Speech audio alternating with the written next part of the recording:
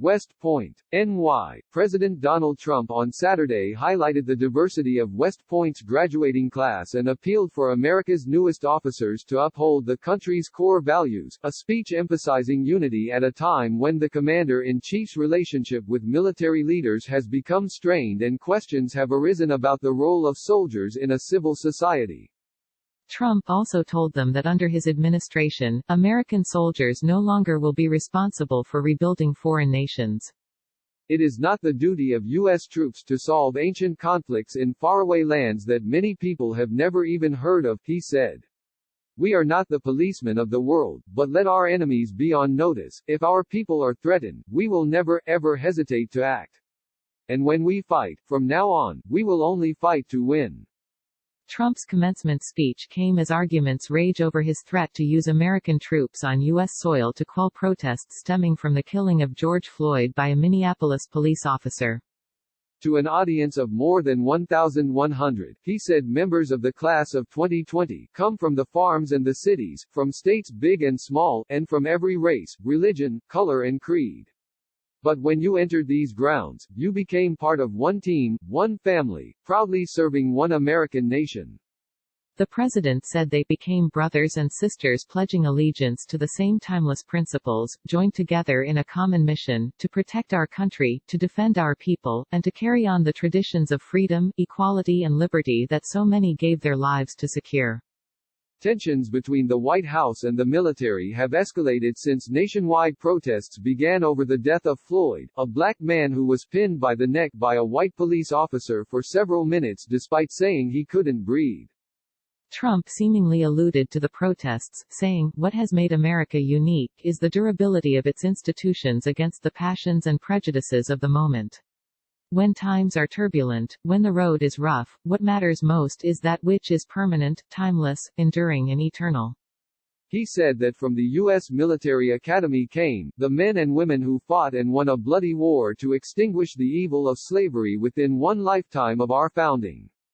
Lieutenant General Darrell A. Williams, the West Point superintendent and the first African American to hold the post, told the cadets that their challenges ahead will require moral and physical courage.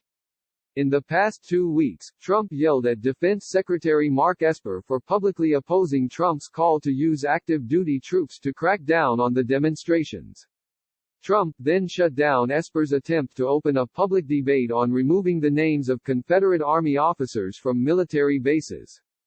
General Mark Milley, the Joint Chiefs of Staff chairman, further risked Trump's ire Thursday by declaring it had been a mistake for him to accompany Trump on a June 1 walk through Lafayette Square.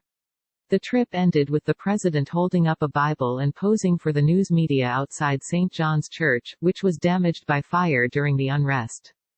Milley's comments amounted to an extraordinary expression of regret by Trump's chief military advisor, who said his appearance led to the perception of the military becoming embroiled in politics, which in his view, one shared by Esper, is a threat to democracy.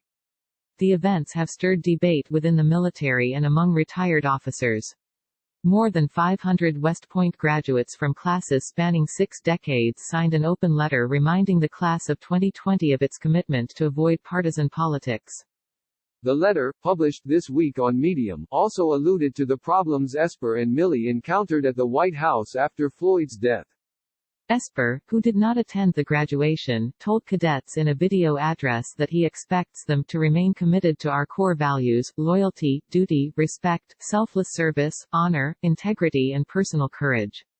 These principles will guide you in challenging times and in the face of new and emerging threats. Trump's appearance had been criticized as a political move that would put the graduates at risk in order to put Trump on a grand stage in a picturesque part of New York, the one remaining military service academy where he had yet to give a graduation address.